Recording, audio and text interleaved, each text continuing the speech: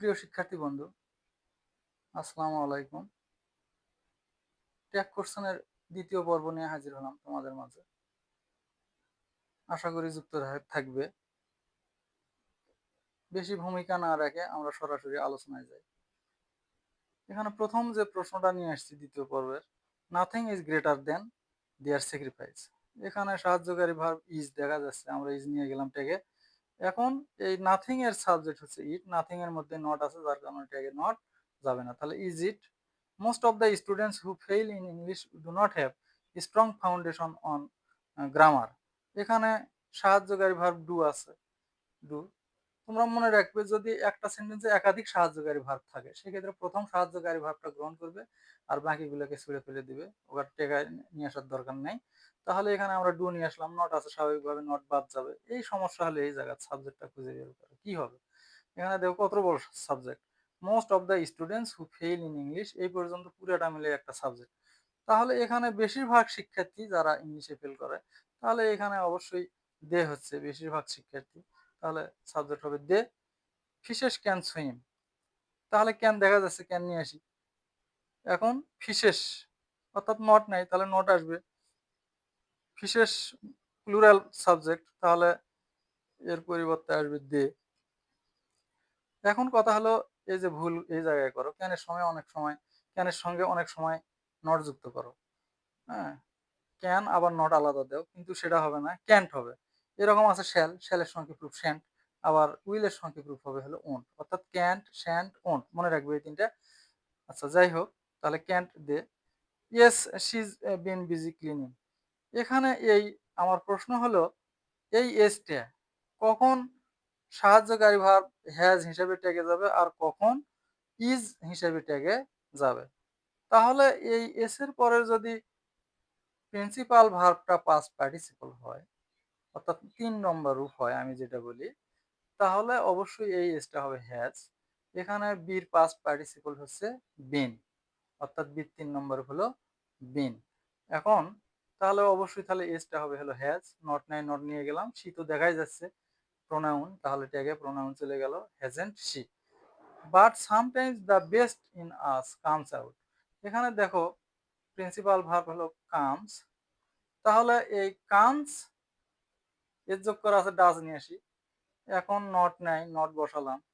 এখন সমস্যা হলো সাবজেক্ট খুঁজে বের করা। অনেক সময় আছে তোমরা আবার উই করে বসে থাকবে, কিন্তু না, এখানে হলো দ্য বেস্ট ইন আস, অর্থাৎ আমাদের ভিতরকার পশুত্ব ভর দিচ্ছে এই বেস্টের উপর, যার কারণে বেস্টের সাবজেক্ট হচ্ছে ইট। তাহলে ডাজেন্ট ইট হবে এটা। Time and tide wait for none, এটা আমাদের একটা খুব পরিচিত সেন্টেন্স। হ্যাঁ, তাহলে এই যে ওয়াইট হচ্ছে প্রিন্সিপাল ভার্ব, তাহলে এর যোগ করা নাই, তাহলে স্বাভাবিকভাবেই হচ্ছে ডু বসবে। আর টাইম অ্যান্ড টাইট এর সাবজেক্ট তো অবশ্যই প্লুরাল সাবজেক্ট দেওয়া হবে। নট এই যে নানের মধ্যে আছে, যার কারণে টেকে নট যাচ্ছে না, তাহলে ডু দে হবে। A barking dog seldom bites, এখানে মূল ভার্ব দেখো হচ্ছে বিটস, এর যোগ করা আছে, তাহলে ডাজ বসবে। নট দেখা যাচ্ছে না, কিন্তু এই সিলডমের মাঝে নট আছে, নেগেটিভ অর্থ সিলডম, যার কারণে টেকে নট যাবে না। A barking dog seldom bites, অর্থাৎ একটা ঘেউ ঘেউ করা কুকুর কামড়ায় কম, তাহলে কম নেগেটিভ অর্থ, যার কারণে হলো এ বার্কিং ডগের সাবজেক্ট হলো ইট, তাহলে does it. I am an SSC examinee, এখানে এম ট্যাগে যায় না, এম এর পরিবর্তে আর অথবা এই, আমরা আরই ব্যবহার করি, তাহলে আর নিয়ে আসলাম। নট নাই, নট নিয়ে আসলাম। সাবজেক্ট তো আই, প্রোনাউন চলে গেল ট্যাগে, তাহলে আর এন টাই হবে। Cutting trees is not good for us, তাহলে ইজ দেখা যাচ্ছে, সাহায্যকারী ভাব নিয়ে আসলাম ট্যাগে। এখন নট আছে, নট বাদ যাবে, ট্যাগে যাবে না। তোমরা যে ভুলটা করবে এখানে, কাটিং ট্রিজ, ট্রিজের সাথে এজ যোগ করা আছে, সাবজেক্টটা প্লুরাল ধরে দিয়ে বসে দিবে ওখানে। এই ভুলটা তোমরা করো, যেহেতু এজ যোগ করা আছে, কিন্তু না।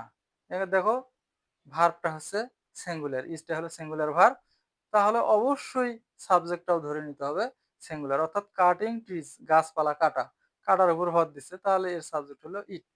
আচ্ছা, the father rose in him at this sight, এই জায়গায় যে ভুলটা করো, এখানে রোজ, রোজ মানে এখানে গোলাপ না, এখানে রাইজের পাস্ট ফর্ম হচ্ছে রোজ। এখন রোজ এই পাস্ট ফর্মে থাকার কারণে আর সাহায্যকারী ভার্ব হবে ডিড। নট নাই, নট নিয়ে গেলাম। মোস্ট যে ভুলটা তোমরা করো, এই যে দা ফাদার, ছেলে মানুষ, স্বাভাবিকভাবে হি বসে দিয়ে বসে থাকবে। হ্যাঁ, আবার এই সেন্টেন্সটায় the mother rose in her at this side এরকমও আসে, দুই ভাবেই আসে, দ্য ফাদারও আসতে পারে, দ্য মাদারও আসতে পারে। মাদার দেখলে তোমরা স্বাভাবিকভাবে সি বসে দিবে, এই ভুলটা করতে পারো। সেই জন্য সচেতন তোমাদেরকে করার জন্য আমার এই কালেকশন আজকের। তো বন্ধুরা, তাহলে রাইজের 2 নম্বর রাইজ 2 নম্বর রূপ হলো রোজ হওয়ার কারণে ডিড নিয়ে আসলাম, নট নাই, নট বসালাম।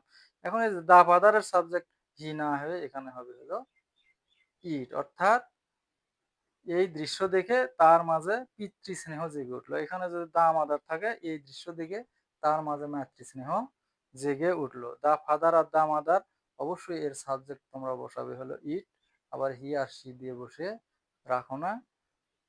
তো বন্ধুরা, ট্যাগ কোশ্চেনের আরো কিছু কালেকশন আছে আমার কাছে, আশা করি সে পর্যন্ত ভালো থাকবে এই প্রত্যাশায় এবং শুভকামনায় এখানেই শেষ করছি দ্বিতীয় পর্ব।